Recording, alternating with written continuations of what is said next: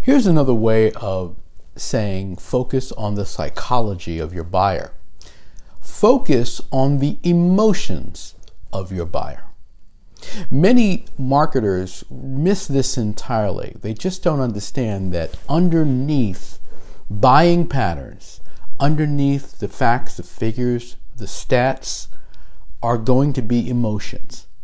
And if you can focus on the emotions of your buyer and understand what those emotions are, you are probably going to land in the right place. You're probably going to sell more of your product than anyone else because you're just going to have a feel for that customer that others do not have.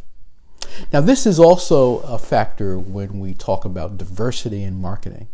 And this is something that I've noticed, particularly in the high-end markets, the luxury markets. Many luxury markets are not focused on diversity.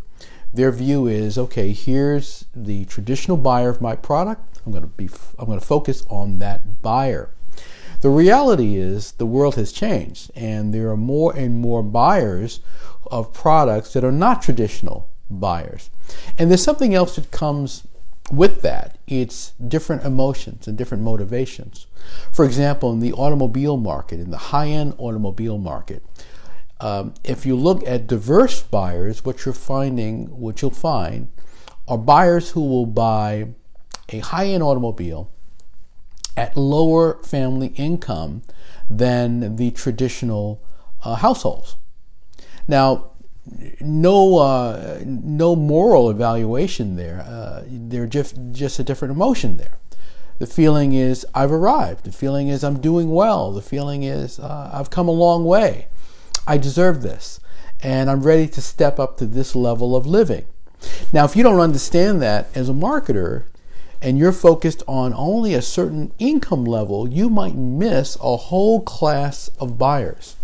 Now, this is something that's also common in the hospitality industry, the food and beverage market, the wine and spirits market.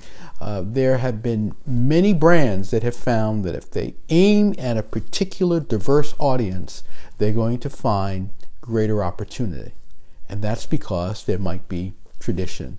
There might be just a preference for this particular product, the flavor. The product may go well with certain foods.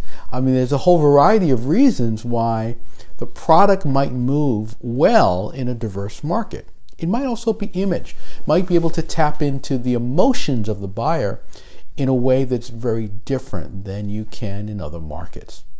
So another way of looking at tackling that high-end buyer, understanding the psychology of the buyer, is asking yourself, what are the emotions associated with my product or service? What are the emotions? And how do those emotions differ amongst the audiences I serve and the audiences I'm not traditionally marketing to but might enjoy my product or service? What you might find is an incredible market for your product or service that you're not tapping into, that you're not focused on, that will make a big difference to your top and bottom line. You want to develop a targeted marketing campaign that speaks specifically to that audience. And you want to figure out how to do that by speaking to that audience one-on-one now, understanding what their motives are, why they buy the product, what they like about it, and then understanding how you can find more people like them to buy your product or service. Tap into the emotions, and when you understand those emotions, it will not only help you understand the traditional buyer, but it will open up a whole range of diverse buyers of your product and service who will be great opportunities for your sales and marketing campaigns. If you like this tip, give me a thumbs up. Let me know you like it. Please subscribe to my YouTube channel by clicking on the icon with my photo. I have a lot more coming, so share it with someone that you know will benefit from listening to this, and I will see you next time.